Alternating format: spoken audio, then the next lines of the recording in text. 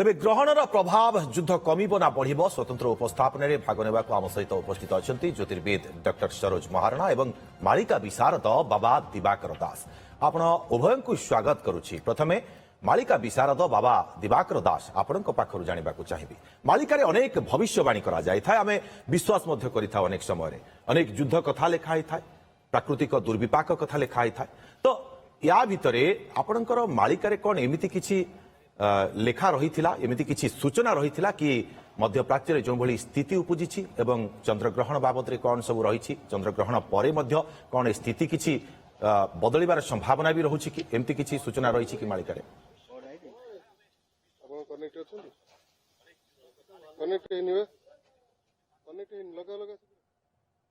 आप शुणी पार्टी बाबा दिवाकर दास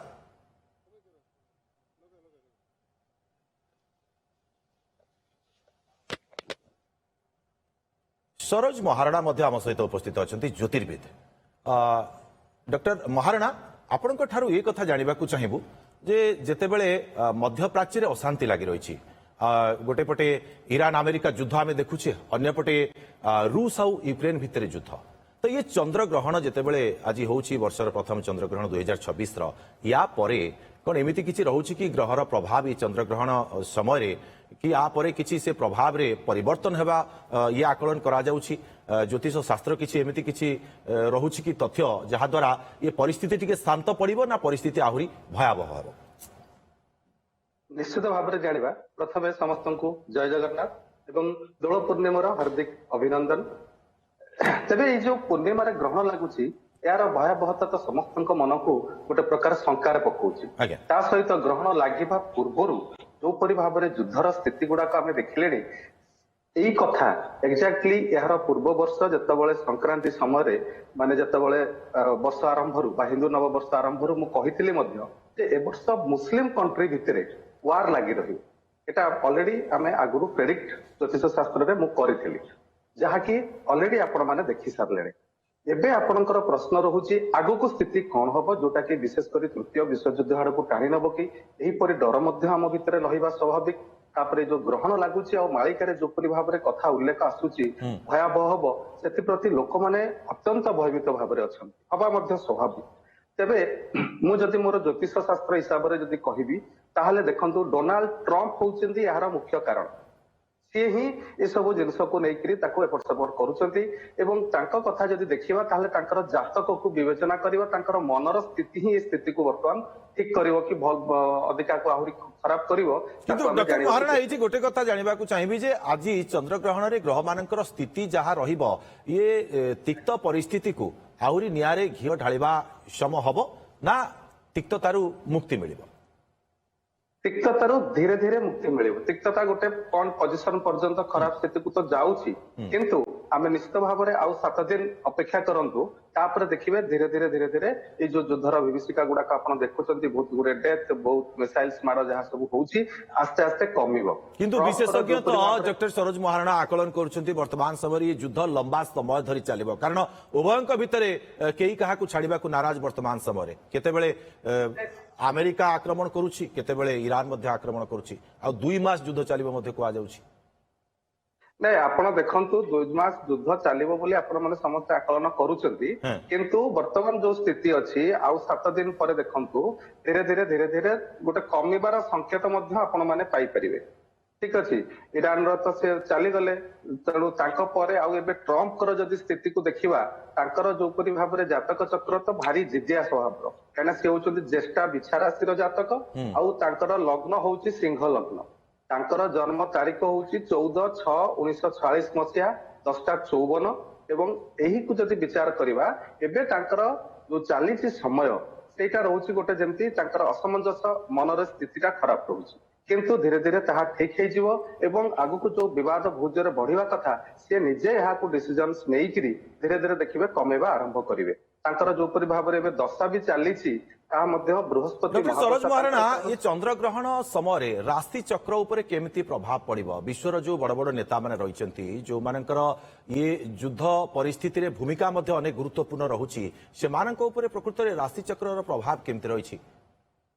निश्चित जे भी मुख्य देखंतु डोनाल्ड ट्रंप को धरिबा ठीक अछि ତେଣୁ ତାଙ୍କୁ ଯଦି ଧରିବା ତାଙ୍କର ମାନସିକ ସ୍ଥିତି ଏବେ ଯାହା ପ୍ରକାର ରହିଛି ସେ ତ ସବୁବେଳେ ଚଞ୍ଚଳ ମନ ତାଙ୍କ ଜାତକକୁ ଦେଖିବେ ଚନ୍ଦ୍ର କେତୁ ଏକାଠି ଅବସ୍ଥିତ ଇଚ୍ଛା ରାଶିରେ ତେଣୁ ତାଙ୍କର ମନ କେବେ ବି ହେଲେ ଗୋଟେ ସ୍ଥିର ଭିତରେ ସେ ରହିବେନି ଆପଣ ମାନେ ସମସ୍ତେ ଦେଖୁଛନ୍ତି ଆଜି ଗୋଟେ ପ୍ରକାର କଥା କାଲି ଆଉ ଗୋଟେ ପ୍ରକାର କଥା ଧଟ କିଣି ତାଙ୍କ ଡିସିଜନ କଣ ନେଇଯିବେ ସେ କହିହବନି ଆଉ ଇଚ୍ଛା ରାଶିର ଜାତକ ସ୍ୱଭାବ ହଉଛି ରିଭେଞ୍ଜ ନବା ତୁରନ୍ତ କିଛି କଣ ହେଲା ମାତ୍ରେ ଆମେ ସାଙ୍ଗେ ସାଙ୍ଗେ ଗୋଟେ ଡିସିଜନ ତାହା ଆଗକୁ ଭଲ ହବ କି ମନ୍ଦ ହବ ତାକୁ ଜମା ବିଚାର ନ କରିକି ଗୋଟେ ଡିସିଜନ ଭିତରେ ପଶିଯିବା ଏଟା ତାଙ୍କର ହଉଛି ସ୍ୱଭାବ ଏଇଟା ଦେଖନ୍ତୁ ଚନ୍ଦ୍ର କେତୁ ଏକାଠି ଯୋଉଟା କି ବିଛା ରାଶିରେ ଚନ୍ଦ୍ର ନୀଚ ଚନ୍ଦ୍ରର ଅଶୁଭ ସ୍ଥିତି ତାଙ୍କ ସହିତ ରହିଛି ଆଉ ଯଦି ଦେଖିବା ସିଂହ ଲଗ୍ନ ଲଗ୍ନରେ ମଙ୍ଗଳ ସିଧା ସଡ଼କ କଥାବାର୍ତ୍ତା କରିବେ ଏବଂ ଅତି ରାଗି କ୍ରୋଧୀ ସ୍ୱଭାବ ମଧ୍ୟ ତାଙ୍କର ରହିବ ଯୋଉଟା କି ମନ ଭିତରେ ରହିକିରି ଛୋଟ ଛୋଟ କଥାକୁ ସେ ବଡ ଆକାର କରିଦଉଛି କିନ୍ତୁ ବର୍ତ୍ତମାନ ଯଦି ତାଙ୍କର ଦଶା ଦେଖିବା ବୃହସ୍ପତି ମହାଦଶା ଚାଲୁଛି ଯୋଉଥିରେ କେତୁ ଅନ୍ତର୍ଦଶା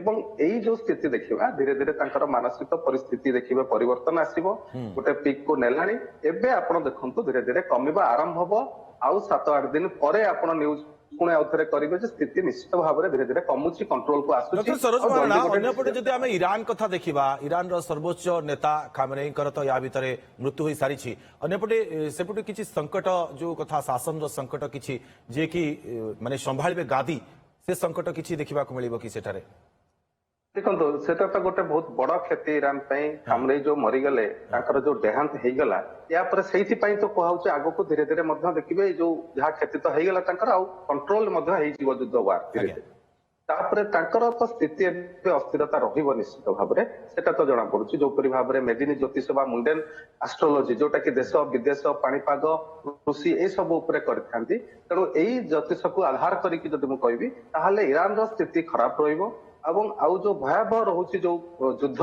ଏହା ଧୀରେ ଧୀରେ କମିବା ଆଡକୁ ଯିଏ ବି ନୂଆ ଦାୟିତ୍ୱ ନେବେ ଯିଏ ବି କ୍ଷମତାକୁ ଆସିବେ ତାଙ୍କର କଣ ସେଇ ମାନସିକତା ରହିବ ଯେ ଆକ୍ରମଣାତ୍ମକ ଭୂମିକା ସେ ମଧ୍ୟ ନିଭାଇବାକୁ ଚାହିଁବେ ନାଇଁ ସେ ତ ନିଶ୍ଚିତ ଭାବରେ ଆକ୍ରମଣାତ୍ମକ ତାଙ୍କର ଭୂମିକା ତ ରହିବ କିନ୍ତୁ ସମସ୍ତଙ୍କର ପରିସ୍ଥିତି ଏଇପରି ଭାବରେ ହବ ବିଶେଷ କରି ଡୋନାଲ୍ଡ ଟ୍ରମ୍ପ ହଉ ଆଉ ଏବେ ଯେ ନୂଆ ଶାସନ ଭାର ଦାୟିତ୍ୱ ଗ୍ରହଣ କରିବେ ସେ ତାଙ୍କ ଭିତରେ କିଛି ନା କିଛି ଧୀରେ ଧୀରେ ସେ ଦେଖିବେ କଣ୍ଟ୍ରୋଲ ସ୍ତରକୁ ଆସିବ ଗୋଟେ ମୀମାଂସା ସ୍ଥିତି ତିଆରି ନିଶ୍ଚିତ ଭାବରେ ହବ ଯୋଉପରି ଭାବରେ ଏଇ ମେଦିନୀ ଜ୍ୟୋତିଷ ସୂଚଉଛି ଆମକୁ କିନ୍ତୁ ଜ୍ୟୋତିର୍ବିଜ୍ଞାନ ଆପଣଙ୍କର କଣ ଅଧିକ ଆକଳନ କରୁଛି ଯେ ଯେମିତି ଇରାନ ବର୍ତ୍ତମାନ ସମୟରେ ହରମୁଜ ପ୍ରଣାଳୀକୁ ବନ୍ଦ କରିଦେବାକୁ ବସିଛି ବନ୍ଦ କରିଦେଇଛି ଚେତାବନୀ ଦେଇଛି ଯଦି ଏ ରାସ୍ତା ଦେଇ ବୁନ୍ଦେ ବି ତେଲ ଛଡ଼ାଯିବ ନାହିଁ ତାର ପ୍ରଭାବ ସାରା ବିଶ୍ୱରେ ଦେଖିବାକୁ ମିଳିବ କେବଳ ଭାରତ ନୁହେଁ ସାରା ବିଶ୍ୱ କଥା ଆମେ ବର୍ତ୍ତମାନ ଚିନ୍ତା କରିବାକୁ ପଡୁଛି କାରଣ ସବୁଠାରେ ଅର୍ଥନୈତିକ ବିପତ୍ତି ମଧ୍ୟ ଦେଖିବାକୁ ମିଳିବ ଦର୍ଶକ ବନ୍ଧୁ ଗ୍ରହଣର ପ୍ରଭାବ କଣ ରହିବ ପ୍ରକୃତରେ ଆଜି ଯେହେତୁ 3 ତାରିଖ 2026 ମସିହା ପ୍ରଥମ ଚନ୍ଦ୍ରଗ୍ରହଣ ବର୍ଷର ଏହାର ପ୍ରଭାବ କେମିତି ରହିବ ଯୁଦ୍ଧ କମିବ ନା ବଢିବ ୟାକୁ ନେଇକି ଆମର ଆଲୋଚନା ଜ୍ୟୋତିର୍ବିଦ ଡକ୍ଟର ସରୋଜ ମହାରଣା ମଧ୍ୟ ଆମ ସହିତ ଉପସ୍ଥିତ ରହିଛନ୍ତି ଏବଂ ମାଳିକା ବିଶାରଦ ବାବା ଦିବାକର ଦାସ ମଧ୍ୟ ଉପସ୍ଥିତ ରହିଛନ୍ତି ବାବା ଦିବାକର ଦାସ ଚନ୍ଦ୍ରଗ୍ରହଣ ଆଜି ବର୍ଷର ପ୍ରଥମ ଚନ୍ଦ୍ରଗ୍ରହଣ କିନ୍ତୁ ଆପଣଙ୍କର ମାଳିକା ପ୍ରକୃତରେ କଣ ଆକଳନ କରୁଥିଲା କଣ ସଂକେତ ରହିଥିଲା ମାଳିକାରେ ଯୁଦ୍ଧକୁ ନେଇକି ଜୟ ଜଗନ୍ନାଥ ଦେଖନ୍ତୁ ଆମେ ବହୁତ ଥର ଆଗରୁ କହିଛୁ ଯେ କି ମାଳିକାରେ ମହାପୁରୁଷ ଅନେକ ଥର କହିଛନ୍ତି ଯେ କି ଭୟଙ୍କର ଯୁଦ୍ଧର କଥା ଆଉ ଯାହାକି ମହାପୁରୁଷ ଲେଖିଛନ୍ତି ମଧ୍ୟ ଭୟଙ୍କର ଯୁଦ୍ଧ ହବ ଦେଶ ଦେଶ ମଧ୍ୟ ଗୋଳ ହୋଇ ବୋଲ ଯାଇ ଫୁଲ ଏଇ କଥାଟି ଅଟଇ ଧ୍ରୁବ ତେଣୁ ଭୟଙ୍କର ଯୁଦ୍ଧ ହବ କୋଉ ସମୟରେ ହବ ନା ଯେତେବେଳେ ଗ୍ରହଣ ପୃଥିବୀରେ ପଡିଥିବ ସେତେବେଳେ ଦେଶ ଦେଶ ମଧ୍ୟ ଘୋର ରଣ ହବ ମହାପୁରୁଷ ଲେଖିଛନ୍ତି ତେଣୁ ଏଇ ଘୋର ରଣ ସେଇ ସମୟରେ ହବ ଯେତେବେଳେ ଘୋର ଚନ୍ଦ୍ରଗ୍ରହଣ ପଡିଥିବ ଆଉ ଦେଖନ୍ତୁ ଏ ଭୟଙ୍କର ଚନ୍ଦ୍ରଗ୍ରହଣ ଏବେ ଚାଲିଛି ଏଇ ସପ୍ତାହଟା ବଡ ବିପଦର ସମୟ ବୋଲି ବିଚାର କରାଯାଉଛି ତେଣୁ ନିଶ୍ଚିନ୍ତ ଭାବରେ ପୁଣି ଯଦି ମହାପୁରୁଷଙ୍କର ବାଣୀକୁ ଦେଖିବା 26 ଅଙ୍କରେ ପୃଥିବୀ ବୃକ୍ଷରେ ହୋଇବ ମହାସମର ଭାରତର ଶେଷ ସମରଟି ବୋଲି ଜାଣିଥାଉ ଦୁଇ ବୀର ତେଣୁ ପୃଥିବୀରେ ଯେତେବେଳେ ଗ୍ରହଣ ପଡିଥିବ ସେଇ ସପ୍ତାହଟା ଅତି ବିପଦ ତେଣୁ ଭୟଙ୍କର ଯୁଦ୍ଧ ହବ ଦେଶ ଦେଶ ମଧ୍ୟ ଗୋଳ ହେବ ବୋଲି ମହାପୁରୁଷ 600 ବର୍ଷ ତଳେ ତାଳପତ୍ର ପୋଥିରେ ଲେଖିଥିଲେ ଏହା ମଧ୍ୟ ସତ୍ୟ ହୋଇଛି ଏବେ ଆପଣ ଦେଖୁଛନ୍ତି ତେଣୁ ଏହି ସପ୍ତାହଟି ଅତି ଭୟଙ୍କର ସମୟ ବୋଲି ବିଚାର କରାଯାଉଛି ମାଳିକାରେ ପଶ୍ଚିମ ଦିଗରୁ ଅଧିକ ସଂକଟର ଭୟ ସମ୍ଭାବନା ରହୁଥିବା କଥା ମଧ୍ୟ ଲେଖାଯାଇଛି ବୋଲି କୁହାଯାଉଛି ତ ବର୍ତ୍ତମାନ ସମୟରେ ଯୋଉ ଇରାନ ଆଉ ଆମେରିକାର ଯୁଦ୍ଧ ଇଏ କଣ ତାର ସୂଚନା ବୋଲି କୁହାଯାଇପାରେ କି ନିଶ୍ଚିତ ଭାବରେ ଅନେକ ଥର ମଧ୍ୟ ଆମେ ଆଗରୁ କହିଛୁ ଏ କଥାର ସତ୍ୟତା ମଧ୍ୟ ପ୍ରମାଣ ମଧ୍ୟ ହେଇଗଲା, ଯାହାକି ପର୍ବତ ଶିଖରେ ଫୁଟିବ କହିଁ ଅଚ୍ୟୁତ ବଚନ ଟଳିବ ନାହିଁ। ତେଣୁ ମହାପୁରୁଷ ମଧ୍ୟ ଏ କଥା ଆଗରୁ ଲେଖିଥିଲେ ଯେ ଉତ୍ତରେ ସାଜିବ ଦକ୍ଷିଣ ଗାଜିବ ପୂର୍ବେ ନ ରହିବେ କେହି, ଝାଡ଼ ବାଡ଼ ଧରି ଯେତେକ ରହିବେ କୂଳକୁ ବିହନ ସେଇ। ତେଣୁ ଯାହାକି ଯେତେବେଳେ ପଶ୍ଚିମରେ ଘୋର ଭୟଙ୍କର ଯୁଦ୍ଧ ଆରମ୍ଭ ହବ, ପୂର୍ବର ଅନେକ ଦେଶ ମଧ୍ୟ ଲୋପ ପାଇଯିବ। ଏଠି ମଧ୍ୟ ଆପଣଙ୍କୁ କହିଦେଇ ଯାଉଛୁ ଯେ କି ମହାପୁରୁଷ ମଧ୍ୟ ଲେଖିଛନ୍ତି ଏ 29 ରୁ 31 ଭିତରେ ଅନେକ ଦେଶ ମଧ୍ୟରେ ଘୋର ରଣ ହେବା ସହିତ ମାନେ ପରସ୍ପର ଭିତରେ ଅନେକ ଲୋକମାନେ ମୃତ୍ୟୁବରଣ କରିବେ କେବଳ ଯୁଦ୍ଧ ହୋଇକି। ତେଣୁ ମହାପୁରୁଷ ମଧ୍ୟ ଲେଖିଛନ୍ତି ଯେ କି ଏହା ଦେଖି ରୁଷିଆ ଯେ ହୋଇ ବଠିଆ ଭାରତ ସମୟରେ ଯେ କୁଟିଆ, ଯେ ଭାରତ ସହିତ ଯେତେବେଳେ ଯୁଦ୍ଧ ଆରମ୍ଭ କରିବେ କେତୋଟି ଦେଶ ନା 13ଟି ଇସଲାମିକ କଣ୍ଟ୍ରି ଦେଶ ଭାରତ ସହିତ ଯୁଦ୍ଧ କରିବ, ଯାହାକି ମହାପୁରୁଷ ଲେଖିଛନ୍ତି। ତେଣୁ 13 ଟୋପିଆ ଯେ ଏକାଠି ହେବେ ଭାରତ ସହିତ ଯୁଦ୍ଧ କରିବେ। କେବଳ ଯେ ପଶ୍ଚିମରେ ଯୁଦ୍ଧ ହଉଛି ଯେ କି ଆପଣଙ୍କର ଆମେରିକା ମୁଣ୍ଡ ପୁରଉଛି, ଇସ୍ରାଏଲ ଇରାନ ଭିତରେ ଇରାକ ଭିତରେ ଯୁଦ୍ଧ ହଉଛି ସେ କଥା ନୁହେଁ, ଭାରତ ସହିତ ମଧ୍ୟ ଆପଣଙ୍କର 13ଟି ଦେଶ ମଧ୍ୟ ଭାରତ କିନ୍ତୁ ବାବା ଦିବାକର ଦାସ ମିନ ଶନି ଭୋଗ ହେବ ଯେତେବେଳେ ମହାଭୟଙ୍କର ଯୁଦ୍ଧ ହେବ ମହିତଳେ, ଇଏ ମଧ୍ୟ ଗୋଟେ କଥା ଲେଖା ଅଛି। ଇଏ କଣ ବର୍ତ୍ତମାନ ସମୟରେ ଇରାନ ଆମେରିକା ଯୁଦ୍ଧ ଇଏ ମହାଯୁଦ୍ଧର ସଂକେତ ବୋଲି ନିଆଯାଇପାରେ ଏ କ୍ଷେତ୍ରରେ?